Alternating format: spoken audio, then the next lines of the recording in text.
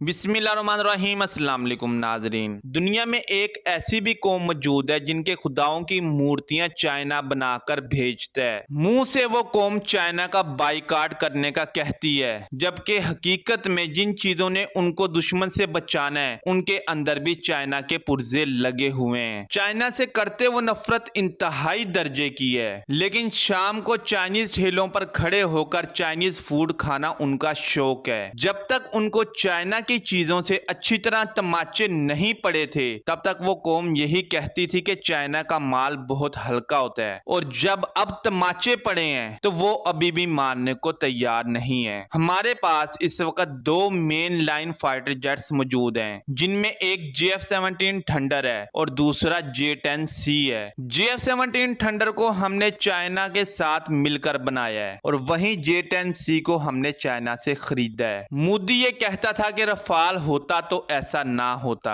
मोदी बिल्कुल ठीक कहता था। जब रफाल नहीं था तो सिर्फ 3 तैयारे गिरे थे और एक मूंछों वाली बांदरी पकड़ी गई थी, लेकिन जब रफाल आया तो 3 रफाल ही गिर गए और बाकी तैयारों की गिनती अलहदा है। जब हमने J-10C खरीदा तो पूरे भारत ने शोर मचाया कि ये एक नकारा पुर्जा है, ये नहीं उड़ेगा, ये क्रैश हो जाएगा, इसको ये हो जाएगा या फिर इसको वो हो जाएगा। लेकिन जब उससे पाला पड़ा तो तमाम अंधभक्त गोबर के अंदर जा छुपे और भारतीय मीडिया, जिनको ऑन कैमरा भी थप्पड़ मार लो तो वो नहीं मानते, वो तो अभी भी अपनी करतूत से बाज नहीं आ रहा। खैर, पेलोड कैपेसिटी, रेंज, आर्मामेंट्स, फला फला फला, ये कंपैरिजन तो आपने बहुत ज्यादा देखे होंगे अब तक इंटरनेट पर। खास तौर पर भारतीयों ने इस लड़ाका त्यारे को अपने रफाल से बहुत ज्यादा कंपेयर किया। कभी JF-17 थंडर को कंपेयर किया तो कभी J-10C को कंपेयर किया। नौबत तो यहां तक पहुंच गई थी